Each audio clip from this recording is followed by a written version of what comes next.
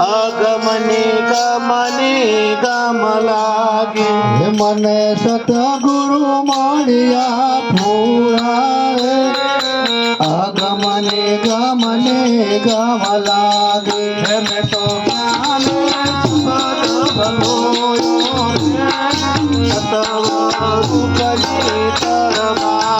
એને તો જ્ઞાન શબ્દ બોલોયો તત્વરૂપ ને તરબાજી તારા લેવાને કાજર વિવેક કરીને વિચાર્યો એને તો તારા લેવાને કાગે વિવેક કરીને વિચારો અમને સતગુરુ મળ્યા પૂરા રે અગમની ગમની ગમ લાગી મને સતગુરુ મળ્યા પૂરા રે આગમને ગમને ગમ લાગી અમે તો તો છે મન ચારો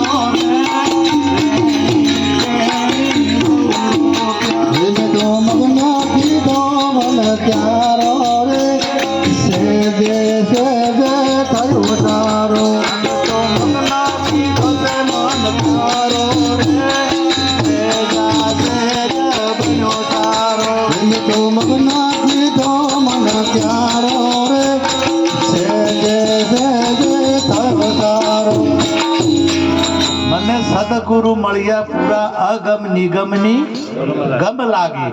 હવે અગમ નિગમ એટલે શું? પ્રથમ આપણે વાણી તો બધે ગવાય છે, પરંતુ અગમ નિગમ એટલે શું એ આપણને પ્રશ્ન થવો જોઈએ. ઘણા ખરા તો જે જીવન મુક્ત પુરુષો છે એમને તો ખબર હોય, પણ જેને ખબર નથી એ વાણી ઓભળા આપણે માથું હલાવા વાહ વાહ કરે, પણ આ શબ્દની જો આપણને ખબર ના પડે તો કોઈ દાડો એ પ્રશ્નનો હલ થાય નહીં. અગમ નિગમ એટલે જે અગમ છે, જેની ખબર નથી આપણને, જેની ખબર નથી એની ખબર પડે એને કહેવાય અગમ નિગમ. અને અગમ નિગમનો બીજો અર્થ થાય શાસ્ત્રીય ભૂત અને ભવિષ્ય. ભૂતની ને ભૂતકાળની ને ભવિષ્યકાળની જેને ખબર પડે એને કહેવાય અગમ નિગમ. એટલે જેની ખબર આપણને કેની ખબર નથી? આપણે પરમાત્મા ક્યાં છે એની આપણને ખબર, આત્મા ક્યાં છે એની આપણને ખબર, આ શરીરમાં હવા સતો એની ખબર નથી. અરે ટૂંકમાં કહું કે હું કોણ છું એની પણ આપણને જેને ખબર નથી. આ જેને ખબર પડે તો પરમાત્મા કેવો છે, પરમાત્મા કેવો વસેલો છે એની અને ગમ પડે ને પડે. એટલે અગમ નિગમ ભૂત અને ભવિષ્ય જ્યારે તમારી તમને ખબર પડે તો તમે આપણે સાદી દાખલો લ્યો કે તમે કોઈ ઉમણાથી ભજનમાં આવ્યા છો, કોઈ વેળંચાથી આવ્યા છો, કોઈ રોણપુરથી આવ્યા છો, તો એને ખબર નહીં કે અમે કાલે જોયા હતા. એને ખબર છે કે નથી? એટલે ભૂતકાળની એને ખબર છે કે નથી કે ભૂતકાળમાં અમે કાલે અમુક જગ્યાએ હતા, અને હવે ભવિષ્યકાળની એને ખબર છે કાલે અમારે આ ભજન પૂર્ણ થાય એટલે અમારે મુના જવાનું છે ભવિષ્યકાળમાં. એમ આ જે તમે એને જીવ કહો છો એ જીવને પોતાની ખબર નથી.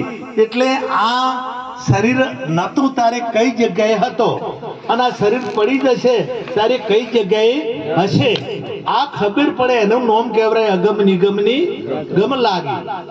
મેં તો જ્ઞાની શબ્દ વલોયો તત્વ રૂપની તરબાજી. જ્ઞાની શબ્દ વલોયો એ જ્ઞાન વગર તત્વ સાર ત્રિલોકમાં ગુરુ ગોવિંદ એક રૂપ, આદ અંત મધ્ય એક છે, હરિ ગુરુ સંત એક સ્વરૂપ. હરિ ગુરુ સંત આ એક સ્વરૂપ છે, પરંતુ જ્ઞાન થયા સિવાય આ જે તત્વનો જે સાર આપણે કીનો દીવો કરવો હોય ને તો દૂધને મેળવવું પડે, અને દૂધને મેળવવા પછી દહીં થાય વલોવા, અને વલોયા પછી મોખણ થાય, અને મોખણ થયા પછી જે તત્વ સાર છે એનો દૂધનું જે તત્વ છે એ મોખણ થયા પછી એ તારે એનો સાર આવે, ઘી આવે, અને ત્યારે દીવો એનો થાય, સિવાય દીવો થાય નહીં. એમ જ્ઞાને શબ્દ વલોયો, અને એ જ્ઞાન શબ્દ વલોવરાય તો પછી તત્વ રૂપની ખબર પડે. અને એ જ્ઞાન મેં તો મગ્ન કીધો મન ક્યારો, સહેજા સહેજ બન્યો સારો. એમાં કઈ રેણી ને કેણી ને બે બીજ રોપીએ. જો રેણી કેણી ના બે ના હોય ને તો કોઈ દાડો આ જે વેલો છે એ વેલો ભરમાય. ખડ પડ્યું વેલો પત્તો છો મોટો છો, પણ એને દુબજા ભ્રાંતિ બહુ વ્યાપી, દુબજા ભ્રાંતિ બહુ વાપી. અને ખડ ઉજવું, તમે ઘઉં વાવો ને તો શીલને હારે વાવવો પડે ના. તમે કોઈ પણ વાવેતર કરો ને, ગમે તે વાવેતર કરો તો ખોળને વાવવું પડે તમારે. અને ખોળને ખાતર ના નાખો તો એ મોટું થાય કે ના થાય? તો આ ખોળ તો આપણે કાઢવું પડે ને. જો એ અનાજને તમારે મોટું કરવું હોય, એમનાથી સારો પાક લેવો હોય તો એમાં જે નિંદામણ છે એ નિંદામણ કાઢે તો આ વેલો છે ને એ મોટો થાય, એ સિવાય થાય નહીં. એટલે પછી શું કીધું કે ગુરુ ગમ કોદાળે ખોદ્યો, ગુરુ ગમ કોદાળે. અને ગુરુ ગમ કોદાળો ખોદ્યું એટલે પછી ખડ બળી ગયું. ખોદતા પેલા બળ ફૂંકાઈ જાય ને, પછી ખડ બળ્યું ને વેલો ભરમ્યો. વેલો ભરમ્યો એટલે કયો ગયો આરદ ઉદરદ બસાઈ લાગે. આરદ ને ઉરદમાં, આરદ ને ઉરદ હોય તમે જો એનો કોઈ શેડો જ નથી ઉપર, અને નીચે પણ એનો શેડો નથી. અહીંયા આ વેલો એટલો મોટો વધ્યો કે ઉપર એનો શેડો નહીં અને નીચે એનો શેડો નહીં. પણ આ ખડ બળ્યું તારે એમ જે દુબજા છે, આ જે આપણે બધી ભ્રાંતિઓ છે, આ તમામે તમામ પ્રકારની જે દુબજા છે એ દુબજા ગુરુ ગમનો કોદાળો મળે તો એ ગુરુ ગમના કોદાળે ખોદાય. અને એ ખોદાય અને એ જે ખડ છે એ બળી જાય તો પછી આ જે આત્મજ્ઞાન રૂપી જે વેલો છે અને જ્ઞાન થાય તો તમારું જે પરમાત્માનું જે સ્વરૂપ છે એ સ્વરૂપ આખા વિશ્વમાં જેમ અર્જુનને વૈરાટ સ્વરૂપનું દર્શન થયું, એમને તમને પણ આ બધું આખું વિશ્વ પરમાત્મા સ્વરૂપ દેખાય, બીજું કોઈ દેખાય. અને એનો કોઈ અંત, અનંત પરમાત્મા કેવો છે? અનંત છે, એનો કોઈ અંત નથી અને એને કોઈ સીમા પણ નથી. એટલે એને અસીમ કીધો, અસીમ કીધો. એ અસીમપણાનું જ્ઞાન ત્યારે ગુરુ શરણે જઈ અને આ જ્ઞાન શબ્દ વલોવાય. કદાચ એ મંથન આખે નાખું રાખે ને, આખે નાખું પડ્યું રહે ને, નાળે આપણા ઘેર લઈને આખે નાખું મેલે ને તો કોઈ દાડો હવાદ આવે. પેલા વદ્રના હાથમાં આવ્યો ને એટલે આમ જોઈ જોઈને પૂછી મેલે, જોઈ જોઈને ખખડી અને ઉછીટી મેલે. પણ એને વિધિ આવડતી નથી. અને જેને વિધિ આવડે તો હું ચલો સરસ પ્રસાદ નીકળે ના નીકળે, પણ પેલાને ખબર નથી. એટલે હું ખબર ના હોય એટલે જે હાથમાં આવે ફેંકી દે, હાથમાં આવવા દેતા નથી. એટલે આ મેળવવા માટે ગુરુના શરણ સ્વીકારવું પડે. આ તો મફતનું એક આપણે હોદાની દુકાન આગળ એક ભાઈ હુઈ રે કાયમી, હોદાની દુકાન આગળ પડ્યો રહી.